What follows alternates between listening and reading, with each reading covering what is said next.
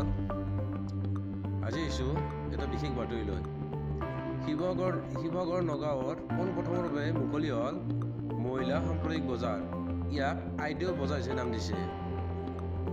আজি এই বিষয়ে আপোনালোক গোটেইখিনি বুজাম। আজিৰ পৰা প্ৰতি দেওবাৰে শিৱসাগৰত এখন মহিলা বিক্ৰেতাৰ বজাৰ মুকলি হয়।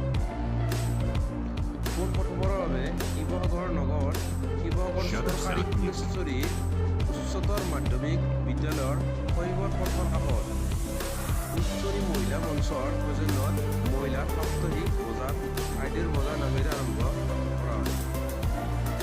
এই সাপ্তাহিক বজাৰৰ দেওবাৰে পুৱা 7 বজাৰ পৰা আৰম্ভ হ'ব লগা এই বজাৰত থলুৱাভাৱে উৎপাদন হোৱা শাক পাচলি মহিলাসকলৰ দ্বাৰা তৈয়াৰ কৰি যিকোনো সামগ্ৰী পিঠা পনা চিৰা দৈ আদি কৰি কুটিৰ আৰু বয়ন শিল্প উপলব্ধ হ'ব। আইডিঅ' বজাৰত শুভ উন্মোচন কৰে শিৱসাগৰ পৌৰসভাৰ পৌৰনেত্ৰী মৃদুস্মিতা সিংহাই। মন্ত্ৰী পৰিচালন কৰে শিৱসাগৰ সমাজকৰ্মী সৌৰভ চলিহাই। সহযোগিতা আগবঢ়ায় বিশিষ্ট অতিথি শিৱসাগৰ জ্যেষ্ঠ নাগৰিক শংকৰ আগৰৱালা, গোল্ডেন জুবেলী শিৱসাগৰৰ NGOৰ সঞ্চালক তথা নাট্যকাৰ পৰিচালক অভিনেতা সঞ্জীৱ ফুকন, আছুৰ শিৱসাগৰৰ জিলাৰ উপদেষ্টা প্ৰদীপ বৰগোহাঁই। মৃদুস্মিতা সিংহাই উদয়নি ভাষণত কয় যে এই বজাৰখনে মহিলা সবলীকৰণ আৰু স্বাৱলম্বী দিশত এখোজ আগুৱাই যাব পাৰিব। এই বজাৰত থলুৱাভাৱে উৎপন্ন হোৱা সামগ্ৰী যাতে উপলব্ধ হয় আৰু চালনী ৰাসায়নিক সাৰ প্ৰয়োগ কৰা বস্তু বিক্ৰী নহয়। বিক্ৰেতাসকলে খিয়াল ৰাখিব বুলি কৈছে।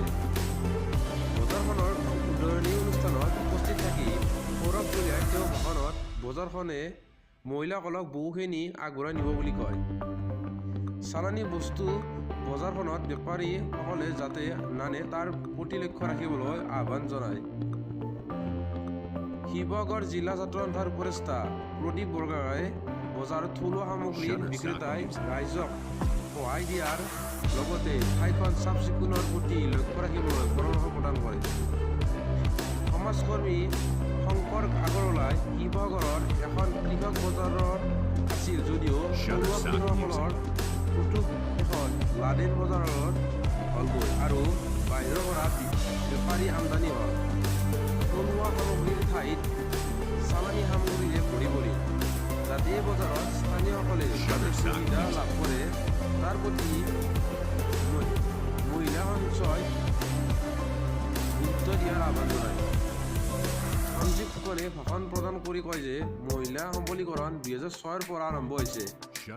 সেই সময়ৰ দুখন যোজনা যোগেদি এখন হৈছে স্বৰ্ণ জয়ন্তী চহৰী ৰোজগাৰ যোজনা আৰু স্বৰ্ণ জয়ন্তী গ্ৰাম্য ৰোজগাৰ যোজনা মহিলা আত্মসহায়ক গোট যোগে। পৌৰসভাৰ যোগে আৰম্ভ হোৱা বজাৰখনে আৰু অধিক আগবাঢ়ি যোৱাত সহায়ক হ'ব।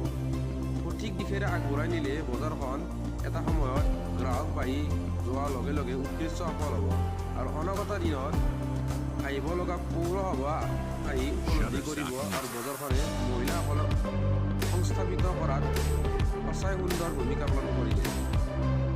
বজাৰখনে যাতে সুবাসিত মহিলা মঞ্চৰ হাততে থাকে তাৰ বাবে পৌৰসভাই বিশেষ ভূমিকা ল'ব লাগিব বুলি বক্তব্য ৰখাৰ লগতে নিয়ম নীতিৰ মাজেৰে সুকলমে চলাবলৈ আহ্বান জনায়। প্ৰথম আত্মসহায়ক গোট গঠন হৈছিল 2006 চনৰ স্বৰ্ণ জয়ন্তী চহৰী ৰোজগাৰ যোজনাৰ যোগেদি। নগৰখনৰ প্ৰথম গঠন কৰা গোটটোৰ নামে আছিল সেউজী আত্মসহায়ক গোট। সেই সময়ৰ পৰাই মহিলা সবলীকৰণ আৰম্ভ হৈছিল। অনুষ্ঠানটোৰ ধৰি মহিলাই মঞ্চৰ সম্পাদিকা গীতাঞ্জলি হাজৰিকা আৰু সহযোগী আগবঢ়াই জয়ন্ত বৰুৱাই। ধন্যবাদ ভিডিঅ'টো চোৱাৰ বাবে।